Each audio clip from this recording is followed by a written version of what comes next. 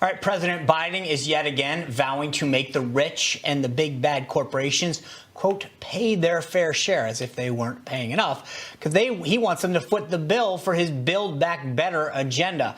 But according to a leaked draft proposal, House Democrats are looking to hike taxes by nearly $3 trillion to pay for all that massive spending. You can say goodbye to those Trump-era tax cuts. Those are going to get rolled right back. Americans, individuals, and couples earning more than $435,000 will be taxed at almost 40%, and that's just the federal government. And the corporate tax rate is going to rise to 26.5%, and tax on capital gains will also rise sharply. But will the economic burden of Biden's policies ultimately fall on the middle class that he says is being protected? Joining us now to discuss, author of Hillbilly Elegy and Ohio Senate candidate JD Vance. JD, good to see you again. Thanks for having me, Sean.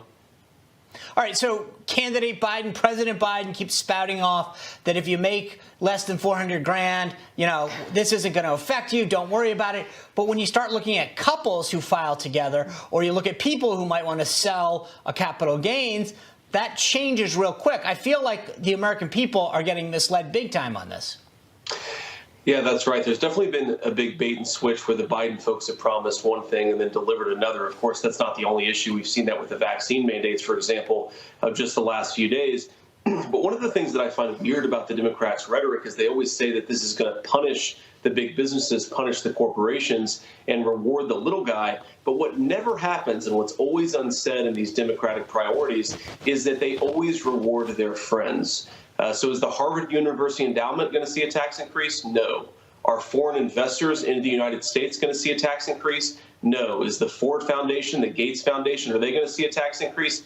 No. The folks this will really hurt are working Americans, people across the income scale who ultimately work for a living and need to keep as much of their money as possible. And I always find it interesting that the media buys the rhetoric of the Democrats when, if you look at their real plans, what they're going to do is not raise taxes on the bad people, lower taxes on the good people. They're actually just going to reward their friends. So let me ask you this, JD, because beyond this actual tax increase, isn't inflation basically just a tax on the middle class? Yeah, that's exactly right. Of course, that won't be reported by the media, but the inflation that's going on in this country right now, used cars are more expensive, new cars are more expensive, ground beef, dairy at the grocery store, these things are all more expensive. That's a huge tax on the middle class, and especially seniors who are living on a fixed income. In my state of Ohio, where I'm running for Senate, you have a lot of grandparents who are living on Social Security, who are taking care of kids who maybe were orphaned by the opioid epidemic or by something else. They're already struggling to make ends meet. When they go to the grocery store and find out that ground beef is $1 a pound more expensive, that really hurts them. And of course, Biden isn't talking about them, because at the end of the day, I don't think Biden cares about people like them. So, your book really addresses sort of, for lack of a better word, the forgotten men and women, the people that Donald Trump spoke to, right? When you go out there and campaign and you're talking to these folks in diners or in workplace environments, do they get it? And I'm not saying that in a pejorative way. I'm saying it that the Democrats like to talk about taxing the rich. And so if you're just sitting back, you think to myself, oh, okay, that's not me. But the question I have is that, do these people understand, to your point, that this is a bait and switch and that they are actually being impacted?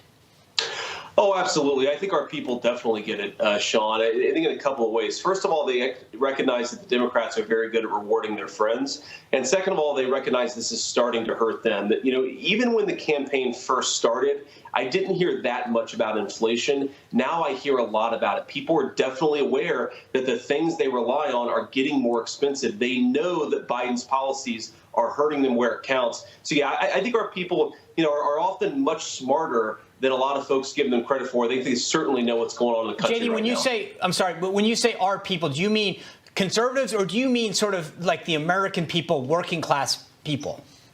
Yeah, I just mean our, American workers, right? Conservative Americans who work for a living, who pay their taxes, who try to work hard and play by the rules. Not even every one of them votes the way that I'd like them to vote, but they're not happy. I think a lot of even Biden's voters are not happy about what they're seeing out of the Biden administration right now, from foreign policy, but certainly on the economics.